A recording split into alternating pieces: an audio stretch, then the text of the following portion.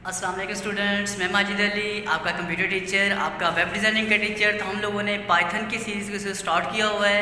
तो पाइथन की सीरीज़ में जो लास्ट वीडियो मैंने अपलोड की है उसके ऊपर कुछ क्वेश्चन मेरे पास ये आए हैं कि कहा जा रहा है कि जो आपने इफ़ वाली स्टेटमेंट सिखाई है उसकी कोई समझ नहीं आ रही, और सेकेंडली जो एल्स इफ़ का बोला है वो भी कुछ समझ नहीं आ पा रही बात। तो इन दोनों में क्या फ़र्क है, थोड़ा सा ये मैं क्लियर करना चाहूँगा आज की इस वीडियो में अच्छे से।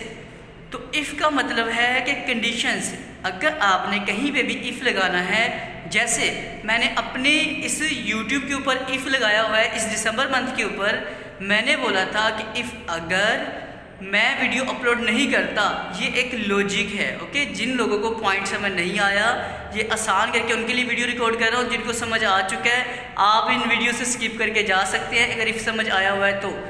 वो स्टूडेंट जिनको इफ़ स्टेटमेंट की अभी तक समझ नहीं आ पाएगी इस प्रोग्रामिंग में इफ़ के क्या बेनिफिट्स हैं, क्या मामला होते हैं, उनके लिए वीडियो दोबारा समझा रहा हूँ कि अगर मैंने अपने ऊपर जो रूल अप्लाई किया है, कंडीशन अप्लाई की है, वो भी इफ़ स्टेटमेंट के साथ की है, वही काम किसी भी प्रोग्रामिंग में हो सकता है। जैसे कि अगर मैं इस मंथ दिसंबर में वीडियो अपलोड नहीं करता, देन ये मेरी कंडीशन है। अगर नहीं अपलोड करता तो ये कंडीशन की बात होगी।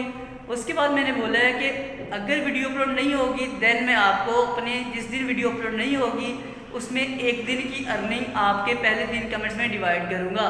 ये है इफ़ स्टेटमेंट। और इसमें जो एल्स की बात है, एल्स का मतलब है कि अदरवाइज मैं वीडियो अपलोड करूँगा।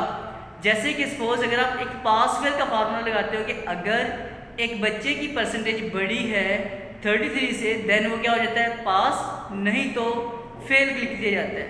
सेम इसी तरह एल्स इफ़। अब इसमें बस थोड़ा सा लॉजिक ये है कि पूरा एल्स इफ़ नहीं लिखना, एल इफ़ लिखना है, ELIF इफ़। ये वाली चीज़ अगर आप पुट करोगे तो आपको प्रॉपर आउटपुट मिलेगी।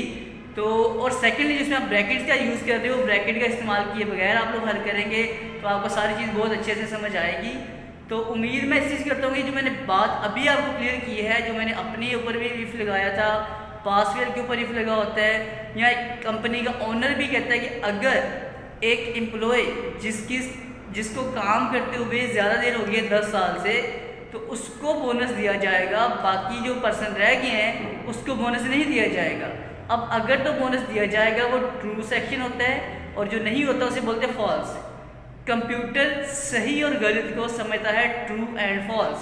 और ट्रू क्या होता है, आपके कंडीशन के बाद चलने वाली एक स्टेटमेंट, कंडीशन जो स्टेटमेंट चलेगी, जो आंसर आएगा वो होगा ट्रू। और अगर एल इफ़ के अंदर मतलब जो एल्स होता है वो उसका कहलाता है अपने पास फॉल्स वैल्यू कि अगर आपकी कंडीशन काम करती है देन तो आंसर आएगा आपके पास ट्रू, अगर वो नहीं आता तो आंसर आपको मिलेगा फॉल्स।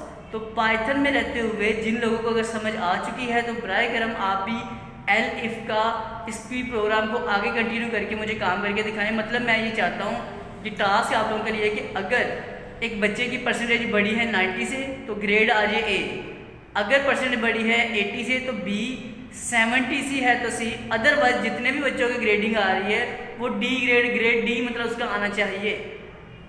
जिनको समझ नहीं आई, उम्मीद है कि उनको इस वीडियो से समझ आ चुकी होगी। ना ये तो फिर भी आप कमेंट्स कर सकते हैं, लेकिन मैं उम्मीद करता हूँ कि इस बार आपको कम से कम इफ़ स्टेटमेंट की अच्छी समझ आ चुकी होगी।